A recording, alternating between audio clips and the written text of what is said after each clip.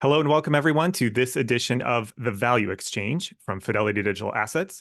I'm your host, Chris Kuiper, Director of Research at Fidelity Digital Assets, and I am pleased to welcome our guest, Matt Walsh, founding partner at Castle Island Ventures.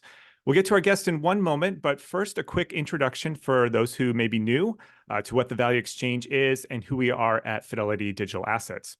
So first of all, the Value Exchange is a regular webinar that we do where we focus on a key theme or topic. It's usually coming after we release a research paper on the topic. So in today's case, we just put out our 2024 look ahead piece. You can find that on our website and read it yourself. And then we invite an external guest or speaker on that topic to gain their insight and knowledge and bring it to you, our listener. Now, I can tell you from a researcher's perspective, it's very critical to hear people from outside your organization compare notes, converse about the latest ideas or trends, and perhaps even sharpen your theses against each other. And then real briefly, what is Fidelity Digital Assets? Well, Fidelity Digital Assets is a subsidiary of Fidelity Investments. So we are a separate entity dedicated to the digital asset space. Our primary products and services include custody of digital assets, usually known as cold storage, as well as a platform to buy, sell, and trade digital assets. Now, you can see on the slide here a bit of our history. I'm not going to go through all of this point by point, but the main thrust of this is we've been here a long time, about a decade now, hard to believe, since Fidelity first started experimenting with Bitcoin, mining it, created their first commercial product of custody. Fidelity Digital Assets was born in 2018. And then from there, you can see all the other services and products we've added on top of that and continue to innovate on. In fact, our guest today, Matt Walsh, was also previously at Fidelity. So with that, I'd like to introduce him. Matt, could you tell us a bit about yourself, how you got into the space, and what you do today? Hey, Chris. Yeah, great to see you. So I got my start in the crypto industry at Fidelity. So I was a management consultant, and then I went to business school. And then in 2014, I joined Fidelity and was initially in the strategy side of the house. In late 2014, as you have on that slide, we became interested, Fidelity became interested in Bitcoin and crypto assets. It was originally from the perspective of looking at the peer-to-peer nature of the technology and really trying to understand, well, what else could you do with this? You know, what is Bitcoin? Could this apply to real world assets on chain? And so we really started this multi-year R&D exercise that, as you point out, ultimately culminated with the birth of Fidelity Digital Assets. Along the way on that R&D journey, it became obvious that there were these infrastructure categories that had to exist. And so in late 2016, I started in investing really a pilot fund under Fidelity's umbrella, where we started to invest in some of these infrastructure companies. My partner, Nick Carter, and I left in 2018 to start Castle Island Ventures, really to continue that journey. So we've been focused on pre-seed, seed, and Series A investing, largely in blockchain infrastructure companies, also focused on digital assets. So I think we were one of the first customers of Fidelity's custody offering. So it's been a wild journey. Obviously, a lot's happened since then. The birth of Ethereum happened along the way. And yeah, now we're on our third fund and still in Boston, across the street from you. Yeah, that's great. You know, I just realized there's an infamous story around Fidelity that's been passed down. I was not there, of course, about how Fidelity first started and they were experimenting. And one of the things they did was they did a internal pilot of having some employees try to pay for their lunch in the cafeteria with Bitcoin. I don't know if you were there at the time or if you have Oh any yeah, stories of sure. I how was that one of went. them. Or... Yeah, I think I spent a half a Bitcoin on lunch for a few people on my team at that point. So might not have been the best use case at the time. But it's interesting when you go back, we were looking at Bitcoin originally through the lens of credit card processing and things like that. In 2014, there were a number of startups that got funded really with this idea that Bitcoin was for payments. And it wasn't really the digital gold thesis back then that was grabbing a hold of people. And so we experimented with a lot of things. There was actually an experiment to build these payment wallets at one point. And so we were sending people around to bodegas in Boston to try to buy things with Bitcoin. And, you know, you'd have these signs up on these bodegas that say, we accept Bitcoin. And then you'd go in and the person would have no idea what you're talking about. I've never heard of Bitcoin. So it was a wild experimental time. But I think it really takes that level of R&D to actually push through and understand what Bitcoin is and what the potential of the technology is. So was really fortunate to be working at Fidelity during that time. Yeah, that's interesting. So let's see, $40,000 Bitcoin today. Maybe that was a $20,000 lunch looking back on it for half a Really Bitcoin. expensive. Yeah, good investment though. but it's a good point of how these narratives change, and that's something we're going to be talking about today. So as a very good segue, before we get into it, a couple housekeeping notes here. This session is being recorded. We will post the recording publicly after an event. But most important, for those of you who took time out of your day to join us right now live, a big thank you. And the benefit, of course, to being live is that you get to ask your own questions live. So please do hit the chat or the question box at the bottom of the Zoom screen or wherever it is. We're going to save a little bit of time at the end, but you can actually type your questions in at any time. So as they come to you, just type them in. We'll start collecting them, sifting through them.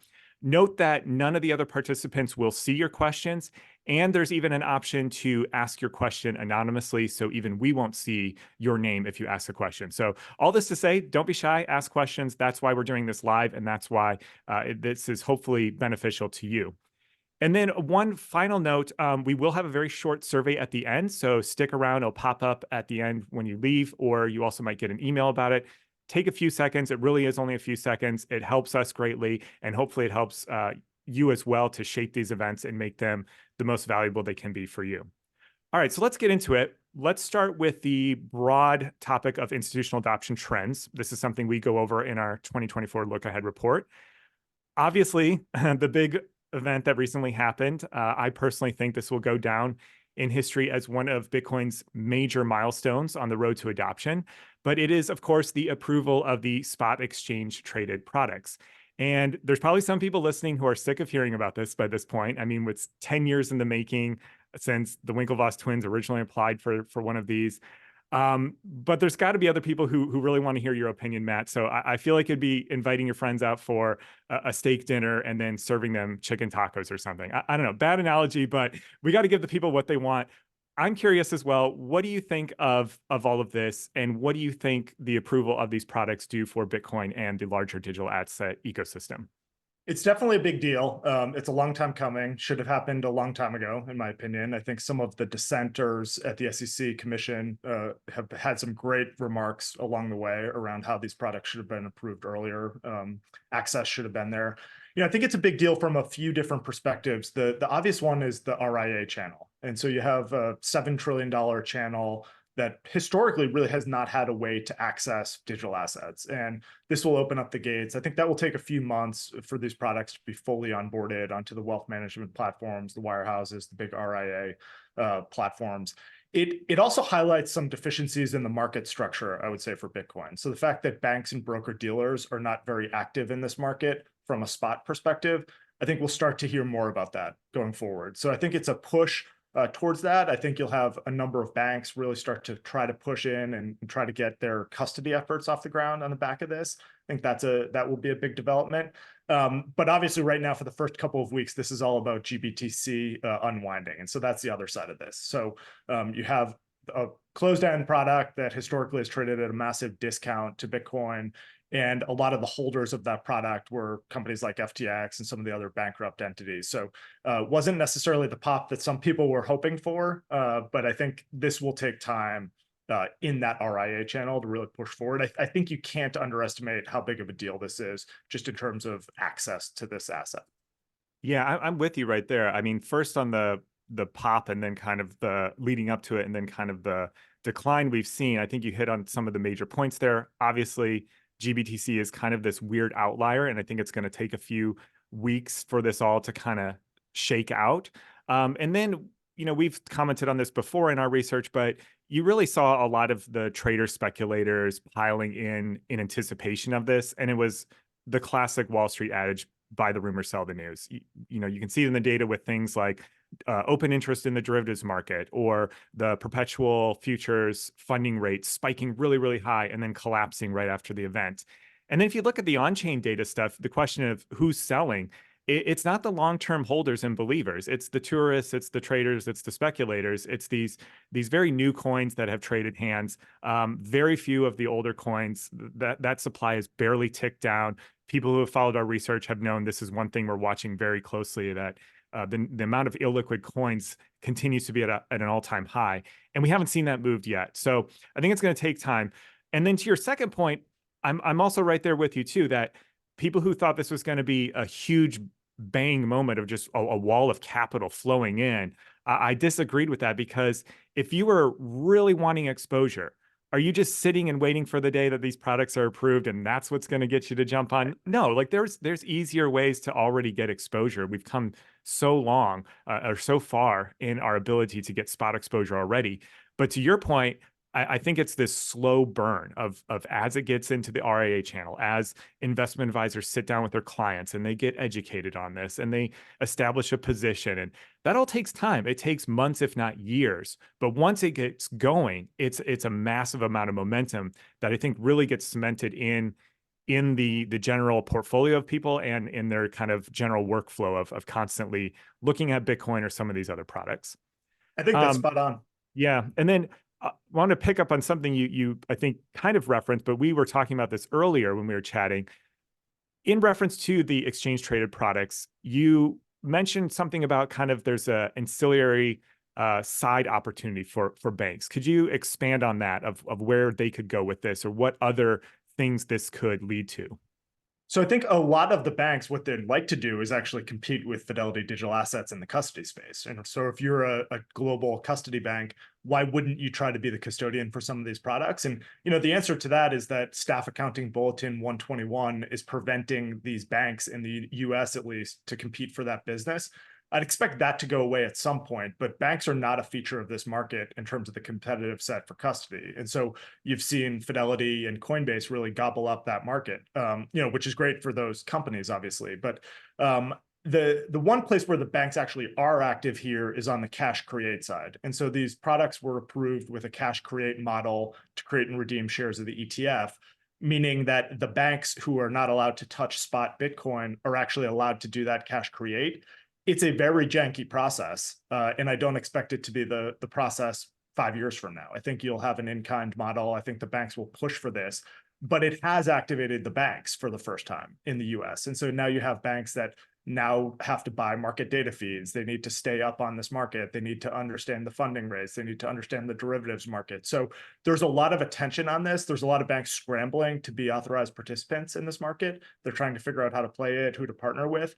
So I think it's a good first step, actually, and maybe it's a blessing of this cash create that it just gets a lot of teams at these banks activated for the first time, but it really is just the first step. I think the obvious next step is custody and then trading and then building investment products. So it's a long process, but it's a logical first step here. Yeah, and on that, zooming out, we've seen the traditional financial infrastructure now mature to the point where we have custodians, we have exchanges, we have regulated derivatives, and now, of course, we have a slew of spot exchange traded products. What's next, or what's left for the traditional finance world to develop or embrace here? I mean, there's so much. I mean, if you just look at the banks and the broker dealers in the US, how many of them are actually touching these things? And you just look at the demand. So I think in terms of what's next, it's further growth on the Bitcoin side. So you'll have options on these ETFs come out. I think you'll see attempts to launch regulated spot and derivatives venues over the next few years in the US. So you'll have increased focus on the spot market, the derivatives market, more competition. I think you'll see custody come into the forefront here. Ethereum is another thing that could very well be next. We'll see how that approval goes. And then you have just this push into stablecoins. And so all of this infrastructure that is being built for Bitcoin and Ethereum is extensible to stablecoins and potentially the tokenization of real world assets. And a number of the banks are going down that path as well. So I think this is really just the early innings. We haven't really even started the case in the US yet, as far as I'm concerned. Yeah, so quick point from me. I used to be an equity analyst and I covered REITs. And I was always surprised at the history of REITs that they really didn't even start till the 90s. And even then they were very small. And now they're a huge market and they're part of all kinds of institutional portfolios. So I think there's some interesting proxies of how these new markets and products can develop. And I think you're seeing Bitcoin and other digital assets kind of follow that same path. But I want to pick up, you mentioned real world assets. This is something that I admittedly have been skeptical of. I feel like it's been tried, but very unsuccessful so far. But from you probably have a more unique vantage point here. What do you see with real world assets? Where are we kind of in the timeline, and how long do you think it's going to take before we actually see some big real world cases, if you will? I share your skepticism actually. So we went through this process in 2015, 2016 at Fidelity, where we were looking at private blockchains and we were looking at companies that were attempting to disintermediate the DTCC with listed equity securities. And where you really get to with a lot of these use cases is it's not necessarily a technology problem. It's actually a coordination problem. It's an implementation problem.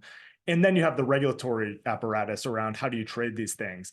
Now, if I just back up, I think the dollar is a real world asset, though. And so the fact that stablecoins have started to proliferate as this killer use case for blockchain technology, and you have this widespread adoption really everywhere in the world in terms of individuals that want access to dollars as a savings technology, I think that's a good first start. I think tokenization of treasuries and eventually tokenizing things that are very fungible and liquid. So I don't think we'll end up in a world where every house is tokenized and we're trading it. I don't really buy the narrative that you can do this with bespoke assets. But when you look at larger asset pools, treasuries, tokenizing REITs, things like that, I think you will see some very credible attempts to do that in the coming years. I do also think you'll see a market structure that supports that. And so if we were to get a market structure bill in the US, which I think is one of probably the biggest white swans that could happen to our industry, is just regulatory clarity on whether certain tokens or securities or commodities, how they should operate, what it takes to be an ATS venue. I think that's a big unlock. And if you can get some of the larger market participants, the Fidelities and the BlackRocks and some of the larger custodians behind a market structure bill, then I think you really start to see this real world asset narrative get some legs in a way that it hasn't. Yeah, excellent. So let's turn to Bitcoin. We'll definitely get to stable coins later, I think. We've seen a longer period of high fees. Fees spiked, but they've actually kind of stayed high. I think we have a chart we can show here that illustrates some of this. But transactions used to cost basically nothing, and then even then you could get it under $1 or a couple bucks. They're now costing $10, $20 or more for a simple Bitcoin transaction. Do you have an opinion on this, where fees go from here? Is this the new normal? And if so, is this kind of inevitable that as adoption increases, you've got more demand, you've got limited block space, this is just something we're going to have to deal with, excuse me, deal with? Or is this going to be a real hindrance or impediment to adoption? I think higher fees is actually great for Bitcoin. And so I think the recent spike, what you're seeing here is the adoption of ordinals. And this is a really innovative technology that Casey Rodarmor invented really under a year ago. And so you're seeing a big adoption in the use of Bitcoin block space to timestamp arbitrary data, the first use case being NFTs and things like that on Bitcoin. Seeing some massive uptick in Asia. I think it will be lumpy. I don't expect fees to level off at the $30 mark on that chart and just perpetually stay that way. But I think you are seeing this increased demand to timestamp things into the Bitcoin blockchain. It's a global notary system that anyone in the world can use on a permissionless basis. And I think it will force more adoption of layer 2 technologies on top of Bitcoin in order to scale. I kind of view Bitcoin as almost Fedwire. We're not making retail transactions directly on Fedwire. We've layered our payment system over the years. And so in a lot of ways, I think this is just increased demand for Bitcoin. Obviously, it's great for the miners when you have fee spikes and things like that, especially heading into a halving. So high is probably the new normal, but it's lumpy.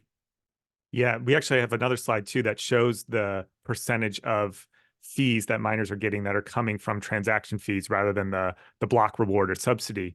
So we could put that up there while I prep the next question here, which is, well, there's two things. I'll go with one first. You mentioned Bitcoin inscriptions, ordinals, NFTs. So for our listeners who are unfamiliar, we do have a great research report. It's kind of like a FAQ on what are all of these things. So it takes you through it step by step in nice little chunks. But really, it's a few things combined together. Ordinals are really just ordering the smallest unit of Bitcoin, known as Satoshis or sats. So it's nothing inherent in the actual protocol. It's kind of an outside lens. where you can order these sats, and then some people might ascribe more value to certain numbers. It's kind of like how people have an affinity for certain years of a coin if they're a coin collector or something like that. That's ordinals. And then inscription is what you've also talked about, whereas you're inscribing data on the blockchain. And that is in the protocol. And so it's immutable, it's inscribed there forever. And you combine those two things together and you can get NFTs, non-fungible tokens, on Bitcoin. So things that they've been doing for a while now in Ethereum, they've now brought that over to Bitcoin. And so where this gets a little testy among the community is, of course, some people don't like this, right? They say this is spam. You are filling the blockchain with pictures of monkeys and whatever else you want, and you're clogging it up and you're causing high fees for everyone else. Do you consider it spam? And if so, do we see some kind of consensus to change the code to prevent this, or is this something that we're just going to have to deal with? I think we're going to have to deal with it, and I think we should embrace it. I think that the idea that you would hard fork Bitcoin to censor transactions is kind of a crazy concept that is antithetical to the project. So, and I think it did start with pictures of monkeys on blockchains, which is, fun for some people, but it really shows what you can do with it. And so we have companies in our portfolio, for instance, that are using this for real world use cases. So taking pictures of damaged property for insurance claims and time stamping that data down to a blockchain to prove when the photo was taken, to prove that it had not been tampered with after the fact. So I think you have this design space here where you have this global notary system in the sky that anyone can use. And it's actually very useful for certain use cases. I think you'll see increased use cases here at the intersection of AI to timestamp arbitrary data that goes into models. This is happening whether people in the Bitcoin space like it or not. And so I think it really just highlights that if you want to have the use case of Bitcoin to be buying a cup of coffee, you better be doing that a layer above the base chain, because that's really not going to be supported from an economic perspective at the L1. Yeah, that's perfect. I wanted to ask about that next layer, but first, just a quick point on this. I think you make an excellent point that people hear about all the monkey pictures or whatever. Just this week we saw Sotheby's sold a NFT on Bitcoin for hundreds of thousands of dollars. And so that's what they see, but they don't hear what you're talking about, the actual real world use cases. So I think that's very valuable. It also reminds me of the way that technology develops, there people just play with it at first before they have, a useful case for it. I often reference the history of the first webcam, which was at MIT or something, and all they did was set it up to point at the coffee pot down the hall so people could check from their computer if the coffee pot was full or not. And people all around the world started watching this coffee pot, even in Japan and everywhere else. And of course, it's stupid and it's silly, but that's what you do. You first just have fun with it and you experiment with it. And then I think people start to get their hands around it and find ways to use it. So with that, let's go to the layer 2 stuff on Bitcoin before we go to Ethereum, because I'm curious to hear, do you have any kind of probabilities or bets on what you think is the most promising? We hear Lightning Network a lot, and then we hear people detracting, saying, yeah, Lightning Network's great, but it's never going to get to the scale you want for that cup of coffee. We need to do something else. Are there other things out there, or what are you watching in the layer 2 space? My view on this has always been that we should try a lot of things. And so to make just a single bet on Lightning being the way that Bitcoin scales, I think is a false premise. I think there's a lot of things going on in the Ethereum ecosystem that are going to be attempted in the Bitcoin ecosystem over the next 12 to 24 months. Rollups is a technology that I'm very optimistic about. I think you'll see a number of zero knowledge rollup systems launching on Bitcoin. I think you'll see projects trying to bring the Ethereum virtual machine onto Bitcoin via an L2 to have more smart contract functionality on top of Bitcoin. You've already seen some very credible attempts to do this with companies like Blockstack, for instance. So, really my view on this is just let's try everything and see what works. And I think it will be different technology based on the use cases. So it's very possible to me that Lightning could be great for certain types of payments. It seems very unlikely to me that Lightning would be used for smart contract-like functionality on Bitcoin. So, I think really we're at the stage now where a lot of things are going to be tried over the next 12 to 24 months. A lot of them aren't going to work, but there's a high likelihood that some of these things really will work and will just drive increased demand for, fees, increased demand for the block size. I think really this experimentation is healthy, and we'll just let the free market decide which technology wins. Yeah, and what I love about that is what we've tried to emphasize too is you can have all these things tried and some things will work and some things will fail, but the way that that base layer of the Bitcoin network works is that it will benefit kind of no matter what. It doesn't really care what specifically works or doesn't work, just something will work and then drive the demand for the block space and fees, as you say. Yeah, and I All think right, so that's go ahead. sorry to interrupt you, Chris, but I think that's really what we need to be talking about as a Bitcoin industry is, well, what happens when the subsidy goes away? And that's a long time from now, but really the miners are incentivized by the subsidy as well as the fees, as you point out. And so having increased experimentation and more fees on the network is actually what makes Bitcoin long-term stable when the 21 million cap is hit. And so I think this experimentation is great. I think we probably would have benefited if we actually started it a lot earlier. So I think some of these roll-up things people were talking about on the Bitcoin Talk forums in 2013. You know, it's been around for a while, but now we're starting to see some of these things in production, which is exciting. Yeah, absolutely. And even though we'd like it to start earlier, I'm of the opinion that you have to have the economic incentive to really get it going. You know, if you look at Lightning, people did it because it was cool, it was interesting. They thought, and probably are correct, to think that it will be needed, but they started it when it arguably wasn't needed. You know, why do you need Lightning if the base layer is so cheap?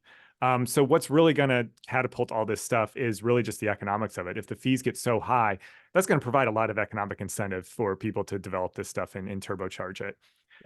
So let's turn to Ethereum now. As our readers and listeners know, Ethereum's in a constant state of development and upgrades. So in our look ahead piece, we profiled the next upgrade expected in late Q1, Q2 of this year, known as the Cancun Deneb upgrade, or I've seen Ken Deneb or something. They're combining the two.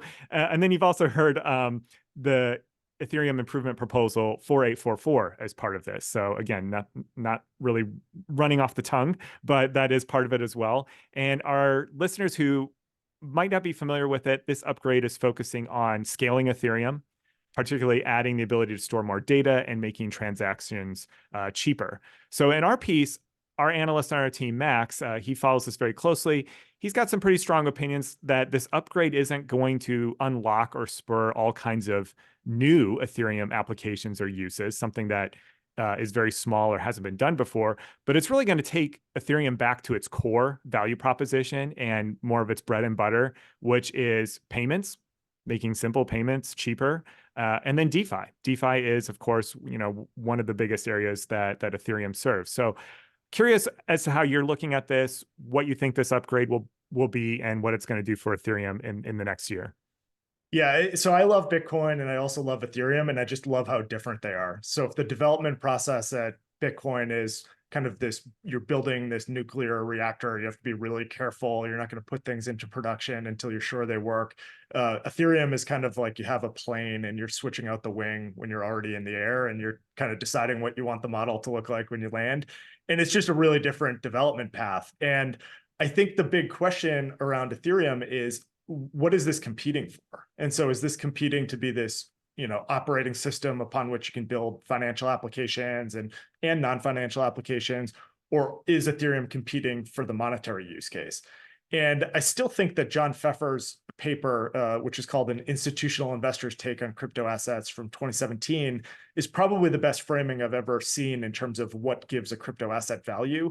And he really argues that in order to really have enduring value, you need to compete for the monetary use case. People need to store their wealth in the underlying asset and hold it. And this is very different from something like a gasoline. Gasoline is, you know, is valuable, but we don't store vats of it in our backyard. We kind of fill up the tank when we need it. And so gasoline is not as valuable as the US dollar or gold, for instance. So with Ethereum, there's this fundamental tension between driving fees and eliminating supply, which was done with EIP 1559, and then actually making this a platform that people want to build things on that has relatively low fees to send things like stable coins. And I just don't know if you can have both. And, you know, it will be interesting as this upgrade comes through. I think it certainly will unlock more DeFi use cases. I totally agree with that. But I think the question is, does that actually drive demand for ETH itself? And Ethereum kind of exists in this middle ground where you have Bitcoin that is really enshrined as this store of value asset. You have Ethereum kind of in the middle where it's sort of competing for the store of value asset. And then on the other side of Ethereum, you have all these other smart contract platforms that either have launched or will launch over the next 2 years that are competing for just developer mindshare and build things and we go faster. And it will be really interesting to see how that plays out over the next couple of years. Yeah, so on that, I'm with you there, where I feel like Ethereum's maybe facing a bit of a identity or narrative crisis. So again, just to reiterate what you said, I think Bitcoin solidly got the monetary use case. That's what we talk about in our research. And then you've got all of these really fast networks, like we'll talk about Solana here, for example. High throughput, low latency, very cheap. That makes sense. So then where does Ethereum sit there, right? If you've got these kind of Ethereum killers, so to speak, they're not as fast as them, but Ethereum also doesn't seem to have the monetary properties of Bitcoin. So do you see things like Solana as a threat to Ethereum? And we've got a chart we can put up in the meantime here showing the outperformance. I think this is just a great example of the market also kind of coming onto that narrative. So this is the price of the Solana token priced in Ether. So you can see the relative outperformance as of late. And really what I come down to is that blockchain trilemma, right? You can choose two of the three things, whether it's security, speed, or decentralization. And with all of the talk and the narrative going to Solana as the Ethereum killer, that's arguably less decentralized. Do users and developers just not care about decentralization at this application level? And is that what's going to be kind of the problem for Ethereum going forward? So I don't think it's zero sum. I think it's quite likely that you would have 10 even of these smart contract platforms, maybe even more, that compete for developer mindshare. And I think there's different use cases that are more likely to adopt Ethereum versus Solana. But there's no question that Solana is going to be a part of this go forward plan. I think it's very likely that other platforms like Celestia and Monad will compete very aggressively for this use case. But I think we just have a market that will grow. And I think you have massive demand for block space. And if this is really going to scale as an industry, the throughput on any of these chains right now is not really going to support where we need to be. So I think the only way to get there is to build L2s on top of things that exist already. I think Ethereum's well on that path. I think you can argue whether that cannibalizes the ETH asset or not. I think that's a whole different question. And then you just have these monolithic chains like Solana that are really getting developer mindshare. They have strong communities. You point out the decentralization. They have different trade-offs on that decentralization vector. There's different downtimes that have happened historically here on these networks. But I think you just see more and more. I really just think that you're going to see more L1s, more L2s, and it's really going to be the market that decides which ones of these actually gets adoption. Interesting. So the L2 development on Ethereum is something we've been following closely. We saw an explosion in this last year. We talk about it in our piece of how it's really going to be the focus going forward. So there's kind of two things here or attention that you identified. If L2s explode and they fulfill the promise of cheap fees, does that mean, as you said, does it cannibalize the base layer of Ethereum where hardly any fees are trickling down? Or is it a matter of, well, that's true, but because it's going to attract so many developers and so much more activity on these L2s, it's maybe a smaller number in terms of fees that trickle down, but it's a bigger market overall that they've attracted. And so therefore they make it up in volume, so to speak. Yeah, this one is really interesting to reason with because you have the user side of this and then you have the investor side of this. And so from the user side, yes, more L2s on Ethereum, more EVM ecosystem plays. That's really great. You get more developer mindshare. This is sort of how Linux really won out, right? Now, the flip side of this from the investor's perspective is, okay, so there are tokens on these networks. And so you will have subsets of investors that just view some of these L2s as almost higher beta Ethereum exposure. And so as capital goes into things like Optimism and Arbitrum, I would argue that that is coming at the expense of capital going into Ethereum at some point. And so you maybe should look at the overall Ethereum ecosystem market cap as kind of a proxy for what ETH could be if some of these L2s didn't have tokens. then of course, what's the incentive to build an L2? So it's this really interesting ground that we're in right now, where who tells you they've figured this out is probably lying to you at this point in terms of how these things will function at scale. But ultimately, what you hope for is that these L2s drive fees to the L1, and that there's more more economic upside for stakers on Ethereum. That's really what people are hoping for.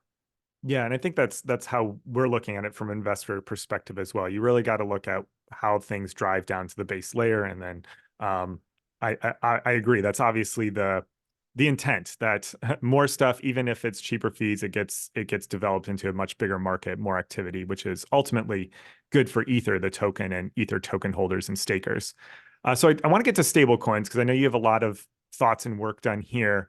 Admittedly, if it were not my job to look into these things, stable coins particularly, as someone living in a developed Western world, I would probably kind of think, what's the point of stable coins? I have dollars, I can move them around easily. Why do I need a stable coin? What's their use case?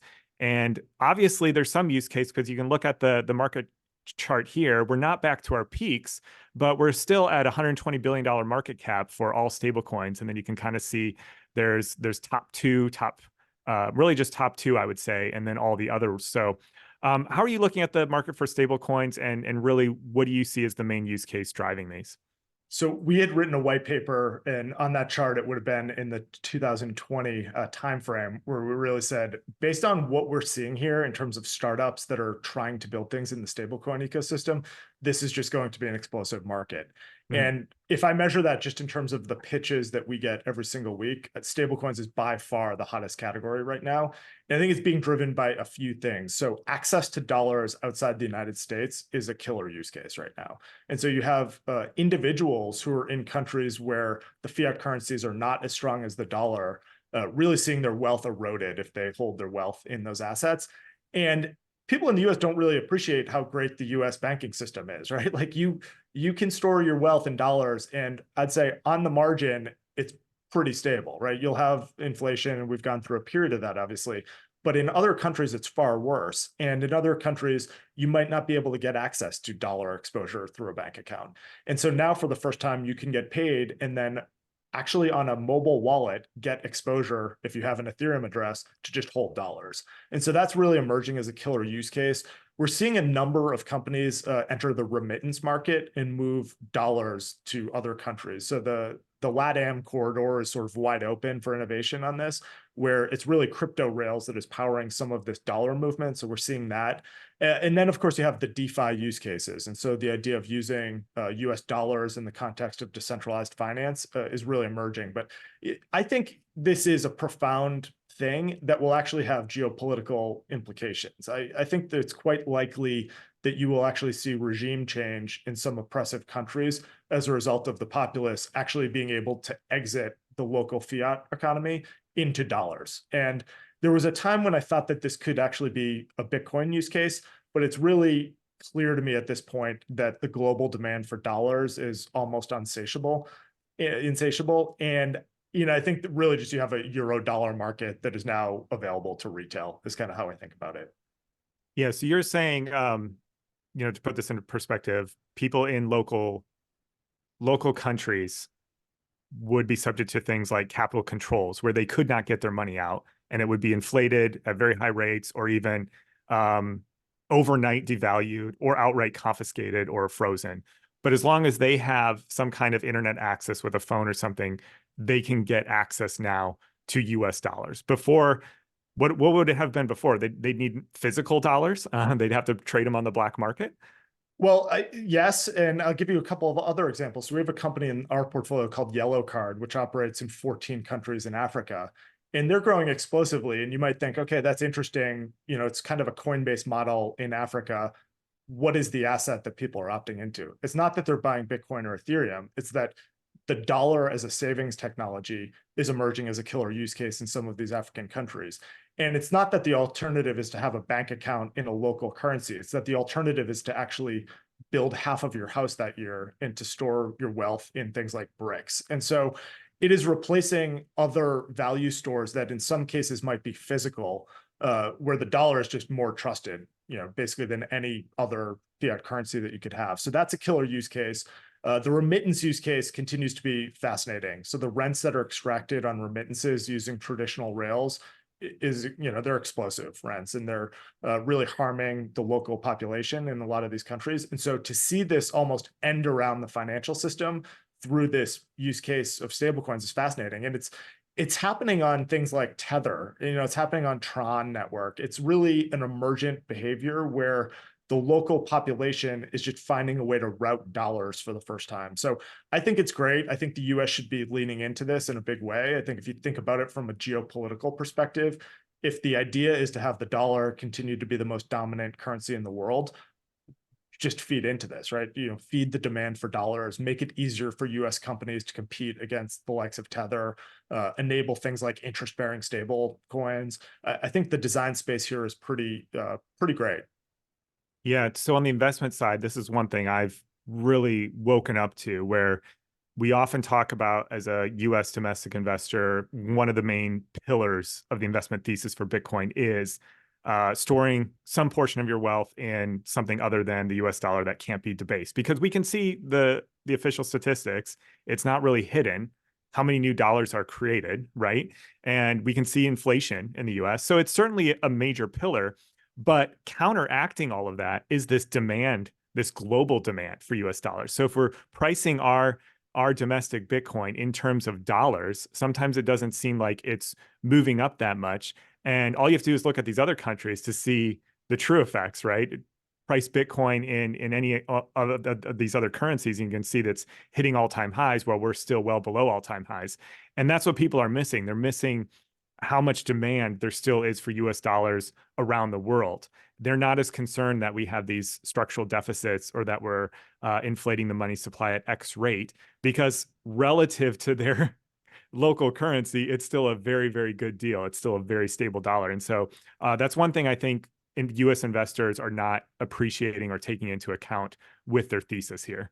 I agree. I mean, I was looking at it last night, actually. If you look at the Bitcoin chart against Argentinian pesos, we're at all-time highs. And so, same thing in Turkey, right? There's these economies are going to be dollarized on the back of public blockchains, is my view. I think there's no way that some of these fiat currencies last another 5 years the way they're being debased. Yeah. And this is also one of the kind of counterintuitive things about the adoption of Bitcoin worldwide. It starts at these periphery countries, right, where they have no better option. It starts with a country like El Salvador making it legal tender, not a country 5 times or 10 or 20 times as big. It starts at these smaller countries where this is a better alternative to the current state, and they're a lot smaller. And so that's where you see, at least I see, adoption eating away at the edges, not adopting or disrupting the core financial system like the US dollar reserve status. Yeah, I agree with that. All right, so let's get into a few questions here. While Casey is compiling them, I'll shoot one general one at you. What do you think someone in the digital asset space right now is sleeping on or missing? And maybe you've touched on this before, but to reiterate, what's something that is not getting enough attention going into the next year? So I think ordinals, we talked about it a little bit. I think ordinals doesn't get enough attention. It is growing explosively in Asia. And as far as I can tell, there are almost no US investors that are aware of this phenomenon. And so there are long tail coins being launched on ordinals that are worth $1 billion right now, with teams originating out of Asia. And a lot of these things are going to fail. I don't think you should look at the price of these things and see them as an investment opportunity, but certainly I think ordinals is exploding. Stable coins is another obvious one. And so the use case for stable coins in the US is not obvious for a lot of people. Retail payments work just fine, but this has emerged as the clear killer use case. I was looking at some data a couple of weeks ago. There was several days over the past month where 70% of every transaction that happened on a blockchain was a US dollar moving. And so it's just staggering. If you look at the actual on-chain data, what people are using blockchains for, US dollars. That is the #1 killer use case. So I'd say those are the two areas, ordinals and stable coins, where a lot of folks are just kind of sleeping on them. Yeah, absolutely. That's fascinating. Casey, do we have any questions coming in live that we can go to and take? Yeah, hi Chris, hi Matt. Great conversation so far. One question that came in is around the Bitcoin halving. So I was thinking maybe if you could just take a minute to maybe just define the event itself, just to educate the audience, and then maybe talk about the historical relationship between the halving and the price of Bitcoin and what you guys see for this year. Sure. So I can give a little rundown first. So the halving or halvening, we've heard it both ways, is the event that happens approximately every 4 years. It actually happens every 210,000 blocks. So it's approximately every 4 years, but not quite exact. We can't pin it to the date always. We think it's going to happen around April of this year. And this is where the Bitcoin code already has programmed in the protocol that every 210,000 blocks, the reward that miners get for each block gets cut in half. So when Bitcoin started, it was 50 Bitcoin per block. So 50 Bitcoin were being released every 10 minutes. About 4 years later, that was cut in half to 25, then to 12.5, and now we're currently at 6.25, and then it will go down to 3.125. So that's why the supply of Bitcoin goes up really fast, and then it kind of levels out. So it's kind of asymptotic, or whatever the mathematical term is. And that's why we have about 19.3 million Bitcoin already out there in circulation mined today. But it's going to take to the year 2140 to get to that almost final 21 millionth Bitcoin. And so that's why the supply curve looks like that. It shoots up and then slowly goes out. So, of course, there's a number of implications here. The supply coming online on a daily basis gets cut in half. So Economics 101 says if demand stays the same, then all else equal, price has to go up to account for that, the lower supply. There's obviously some implications for miners. We haven't talked much about Bitcoin mining yet, Matt, so curious to hear your thoughts here. Their income gets cut in half, their reward, right? And then, of course, there's a number of other implications as well. We've touched on a little bit of, well, what happens when this keeps going down? You hear talk about Bitcoin's security budget, if you will. The budget that is incentivizing these miners to keep the network secure, that gets lower and lower. So what does that mean for the outlook for the security of Bitcoin longer term? So that's the basic of that, Matt. I'll let you share your thoughts as well here. I think that was well said. I mean, it's a supply shock ultimately that we're going to experience. It's less Bitcoin coming onto the open market every day that theoretically would be sold by the miners. But it's really the demand that needs to drive this from a price perspective going forward. So it comes at a fascinating time where you have these ETFs coming online and you have these private wealth platforms and RIA channels that probably will be starting to roll out these products on a solicited basis right around that time. So could be really interesting. It's always been fascinating to see the price of Bitcoin, though, at these halvings. It's not that it just goes straight up, right? And I think some of these models that just say this is all supply driven, I don't really buy into that. So I think it's really the demand. You brought up the miners. That's interesting. That's a big public equity play in the US. These miners, I think a number of them will be really struggling in the face of this, especially in the first few months of this. They really need that price of Bitcoin to go up in order to offset what's going to happen here in terms of just net new supply of Bitcoin that they'll be mining every day. So I think you'll see increased competition. I think you'll see miners go out of business. I think you'll see more miners that actually have access to renewable energy at low costs compete well in this market. So things like flared natural gas mining and things like that. So I'm really excited for it to get an ETF and the halving. I mean, I feel like that's two great things from a narrative perspective in 1 year. It'll be fascinating. Yeah, you've got diminishing supply potentially colliding with an increase in demand, which is one of the reasons we've also keep watching the amount of illiquid Bitcoin because we've never had it this high. And so if you've got that as a additional kind of supply constraint going into the halving, that could also be interesting as well. And then on the miners, I agree. Last cycle we saw a few having to file for bankruptcy, those that had more debt that they could handle. And then, of course, it is going to force out some of the less competitive ones or ones with older equipment or higher energy or input costs. And you hear the miners talk, and they'll all say we're ready for it. It's a known thing. We're prepared for it. But for all of them to get through the halving unscathed is probably unrealistic. It's kind of like all drivers think they're above average, right? someone's going to be below the cutoff here of what it's going to take to weather the next halving, I think. Yeah, I mean, the question there for those miners is what is the price of Bitcoin in your financial model ultimately? And so if the price of Bitcoin is modeled at, doubling and you're fine if it doubles, that's not really much of a business model. Yeah. All right. Next question. So this is about, and this could probably take a whole other hour. So, but maybe we could just get started with this question. Is just around how to view valuing digital assets. What data should people be looking at on chain, off chain? So just curious, maybe if you guys want to give like a starting point of where our audience can start to look or what they should start to evaluate, and maybe more that they could look into. Yeah, I think I'll start out very broadly saying if you've got something like Bitcoin and we put Bitcoin versus kind of everything else in terms of your framework, Bitcoin's more like a commodity. So there's no cash flows, there's no interest or dividends paid. So you have to look at it from the perspective of what's its use case. And its main use case to us is an aspiring form of money and a store of value. So what could it capture in terms of store of value? So you can play these numbers yourself at home.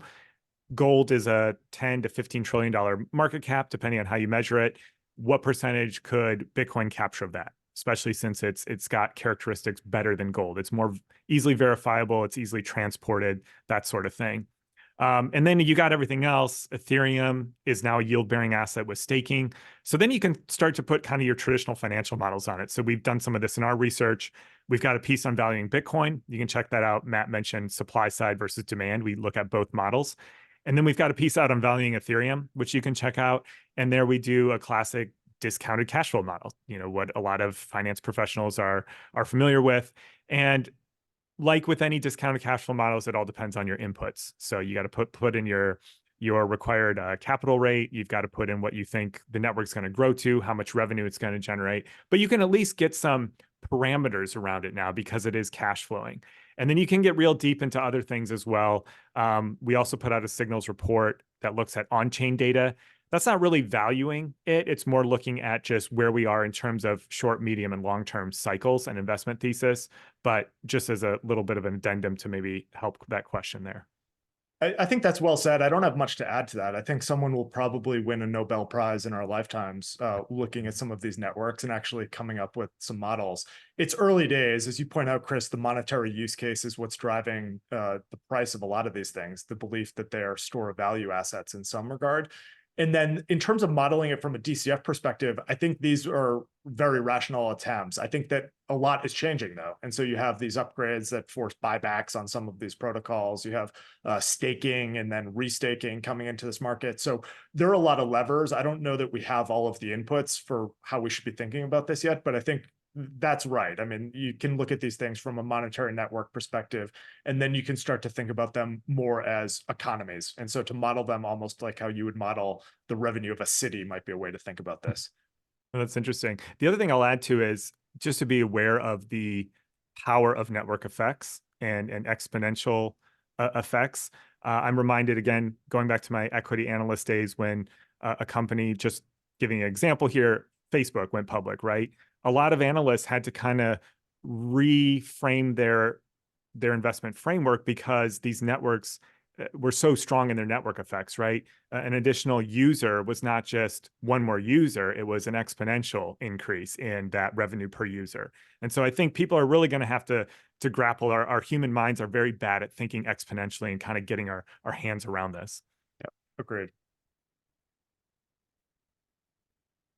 Okay, and maybe let's try and squeeze in two more questions. So the next one is also a little bit broad, but just talking about CBDCs and maybe anything you're seeing for 2024 around like implementation, adoption that's worth noting. Yeah, I'll let Matt take this one first. CBDCs will be attempted. They're already being attempted. My view is quite negative on CBDCs. I think they can be used as a real invasion of privacy tool and a way to restrict certain types of payments. I think they're antithetical to the US version of democracy. I think stablecoins and the ability to actually proliferate stablecoins that are issued by companies and consortia is much more likely to be the model that wins in the US. In China, I think that you'll have CBDCs that will be pervasive. I think you'll have expiration dates on money. I think you'll have certain types of transactions that are prohibited. I think it will drive demand for things like Bitcoin and Ethereum that are censorship resistant. I think you'll have people opting out of CBDCs and opting on to, free market money, for lack of a better word. But I think it will be a fight. I think there will be every jurisdiction in the world will have to wrestle with this. And I think China will export their CBDC to other countries. I think it will gain share. We'll probably be arguing about this in 5 years. I don't think this issue is just we figure it out over the next 12 months. Yeah, great answer. I don't have a lot more to add other than it's just interesting. When I was in grad school for economics, I was part of a monetary theory class, and we read some works on some economists who advocated for the expiration of money as a way to spur spending, right? But there wasn't a mechanism. They'd say things like, oh, maybe if your bills ended in such and such number on the serial number, it was deemed worthless after a date. But of course, now there is the ability, you can easily see the ability for this to happen technologically. Just think about what the price of Bitcoin would be if that was something that actually had legs. Like it just seems crazy. All right, let's go to our last Okay, question. and last question before we can wrap up is just crypto's relationship to AI. Anything that you guys think is worth noting or discussing either this year or just your thoughts for in the future? Yeah, I'll admit I don't have a lot of insight here other than what I've heard or thought about that makes sense to me is that as I've seen these AI developments happen, it makes sense to me that these AI agents or bots, whatever you want to call them, will want to use or have to use some kind of digital currency because it's native to the digital world. And so they can go out and spend it and use it and verify it. And to me, that just makes sense. But I'll be honest, that's about the extent of my knowledge. So we're certainly not AI experts over here, and we did not pivot to AI post FTX like some of our other friends. But I'll say the kind of the obvious ones to me would be payments, as you point out, Chris. I think you'll see that happen for sure. There are a number of companies that will launch. I'd be shocked if OpenAI doesn't have something in that category pretty soon from a digital currency perspective. The other thing I brought up earlier is just around timestamping and notarizing inputs to some of these models.